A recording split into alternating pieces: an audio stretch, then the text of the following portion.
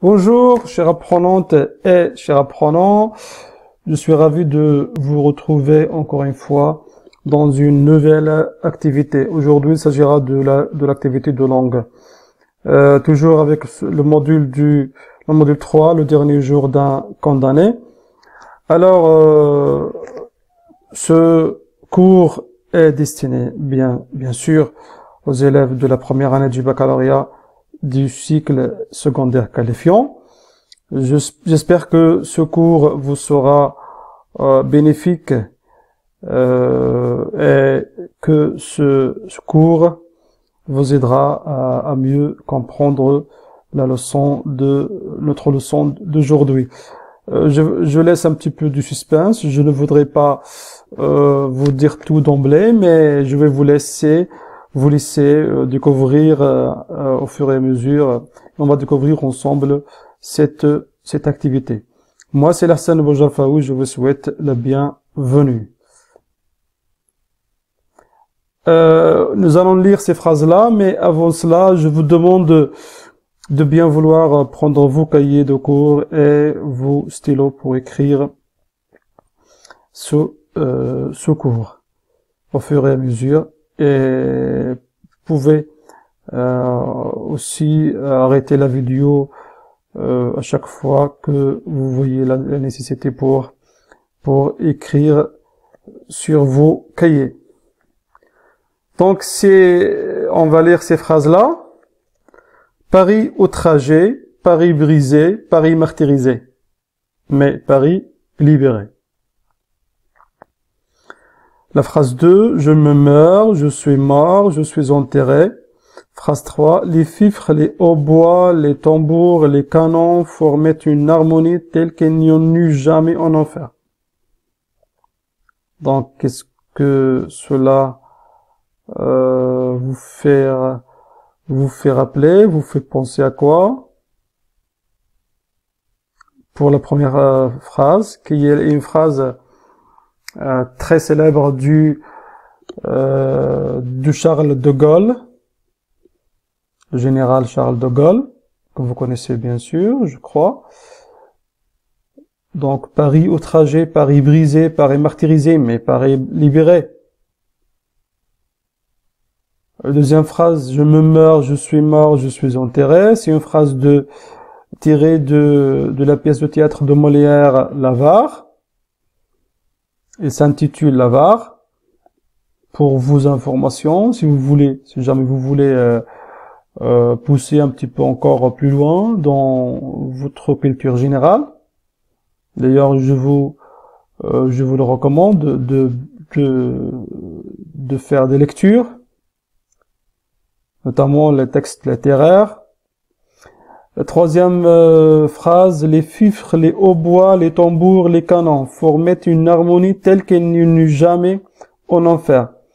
Elle est tirée du conte philosophique de Voltaire, le conte célèbre qui s'intitule Candide ou l'optimisme. Alors, dans la première phrase, qu'est-ce que vous voyez? D'accord? Qu'est-ce que vous en pensez? Parfait. On passe à la deuxième partie, c'est Paris outragé, Paris brisé, Paris martyrisé, mais Paris libéré. Vous voyez qu'il y a Paris, Paris, Paris qui se répète au début de chaque énoncé. Donc c'est l'anaphore, c'est la figure de style anaphore. D'accord? On va voir après qu'est-ce que l'anaphore.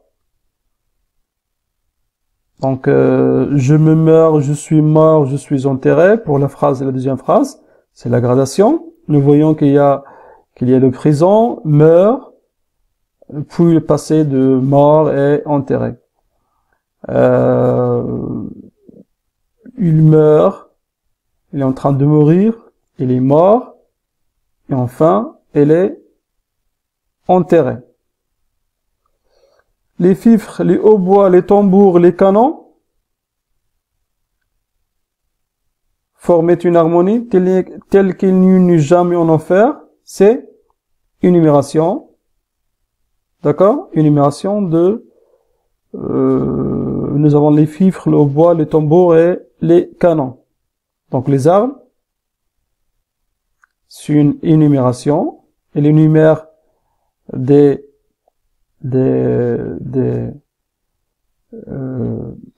armes, bien sûr. Donc, comme je vous ai dit, chers apprenantes et chers apprenants, vous pouvez toujours arrêter la vidéo pour à chaque fois pour écrire cela sur vos cahiers de cours. Donc ici, nous avons 3 phrases, 3 figures de style, anaphore, gradation et énumération.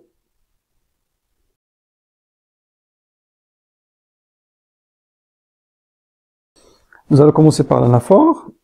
Est une figure d'insistance qui consiste à répéter un même mot ou une expression au début d'une proposition d'un verbe, d'une phrase ou d'une strophe.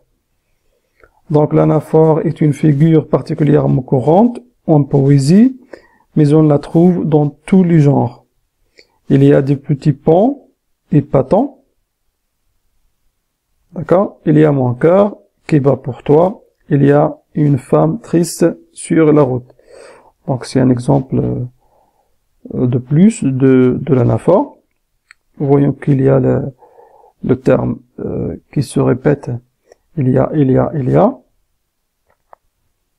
Donc vous allez écrire cela aussi sur vos cahiers. Vous allez organiser vos cahiers bien pour que vous puissiez mieux comprendre ce cours. Comme je vous ai déjà dit, vous pouvez toujours à chaque fois arrêter la vidéo pour écrire. Donc la gradation. Une gradation est une succession ordonnée de termes, d'idées ou de sentiments. On parle de gradation ascendante lorsque les termes sont de plus en plus forts, et de gradation ascendante, ou régressive, descendante ou régressive, lorsque les termes sont de plus en plus faibles. La gradation est une figure de l'amplification du discours. Un exemple, va, court, vole et ne venge.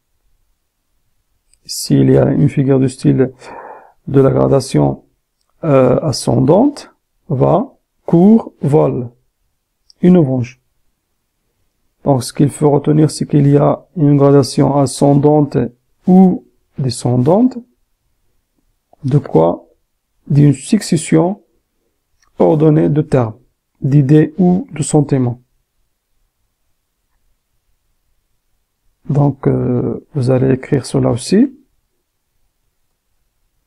Et puis nous passons à l'énumération. Une énumération consiste à détailler successivement les différentes parties d'un tout qu'on l'on veut décrire.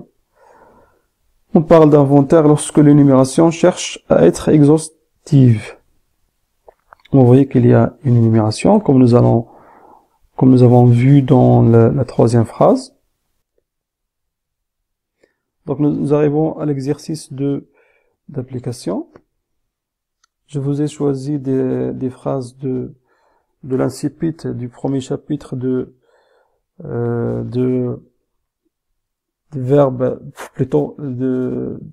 roman à thèse de Victor Hugo, Le dernier jour d'un condamné, le roman au programme, bien sûr.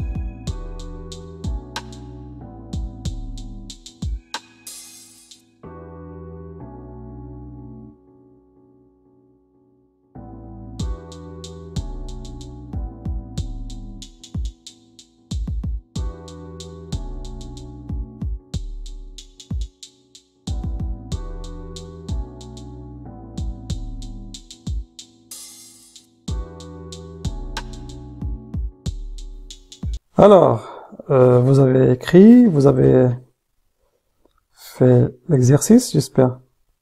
Alors, nous allons faire une correction ensemble. Donc, nous avons dans la première phrase, voilà 5 semaines que j'habite avec cette pensée, toujours,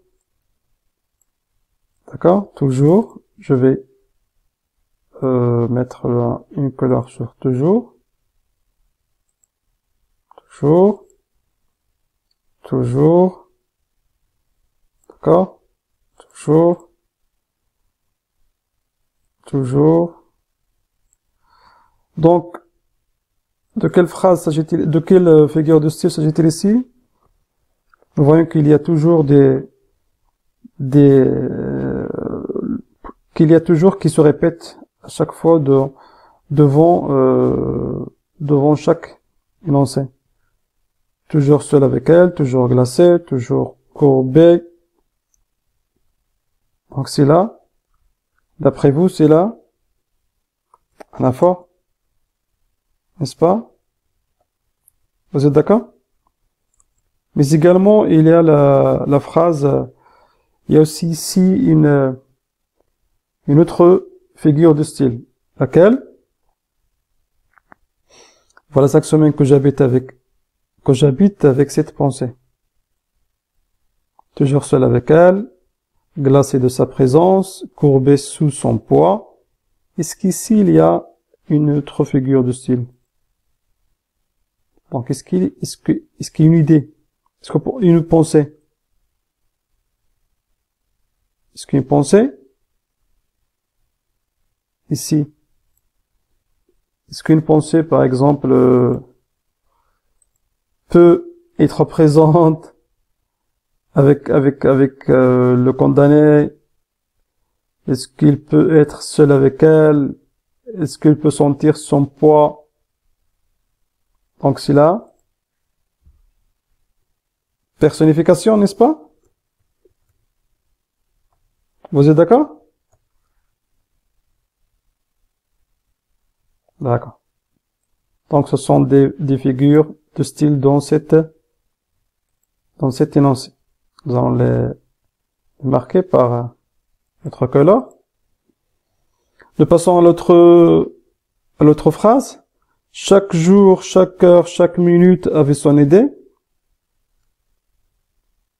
Qu'est-ce que vous voyez ici? Chaque, qui se répète, n'est-ce pas? Chaque jour, chaque heure.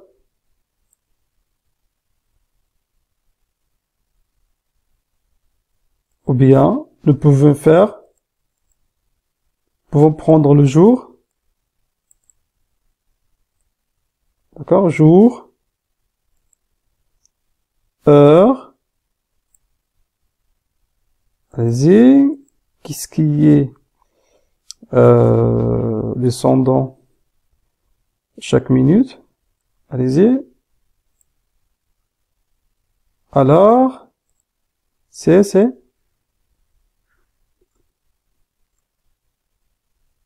énumération, n'est-ce pas? Non.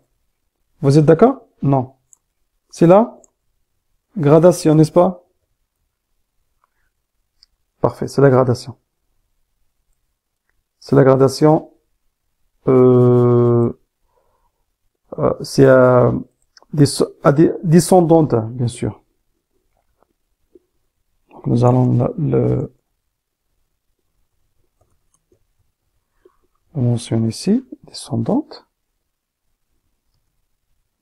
Et pour la troisième phrase, pardon, 3 jours que toute cette fantasmagorie des juges, des témoins, des avocats, des procureurs du roi passaient et repassaient devant moi.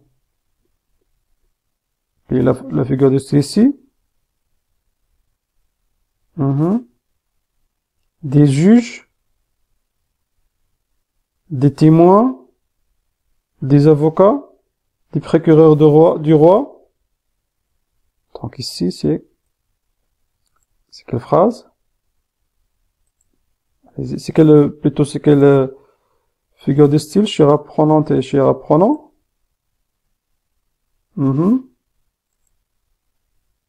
Dites-moi.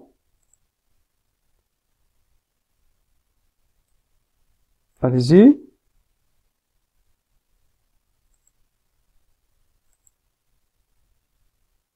Banque des procureurs.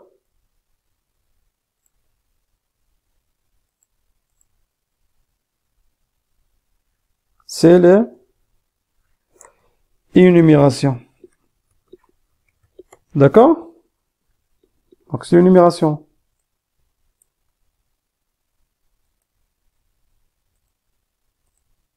Donc voilà.